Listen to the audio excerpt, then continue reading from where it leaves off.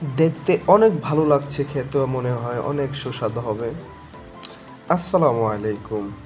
Bachelor আছেন কিন্তু লাইফে ডিম থাকবে না, তা কি করে হয়?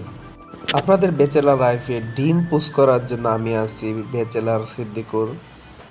তো ডিম পুশ করার জন্য এখানে আমি ডিমের সাথে পেঁয়াজ, মরিচ এবং ধনিয়া পাতা একসাথে মিক্স করে নিয়েছি।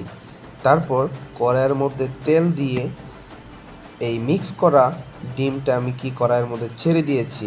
তারপরে দেখেন, চেয়েছিলাম একটা রান্না করতে, হয়ে গেছে আরেকটা রেসিপি। এই এখন আমি মজা করে খাবো। সাথে হচ্ছে শসা নিয়েছি, সুন্দর করে যাতে খেতে পারি। আপনারা চাইলে টেস্ট করতে পারেন। একটা রেসিপি একটা রেসিপি চেষ্টা করবেন আর একটা রেসিপি হয়ে যাবে এইভাবে।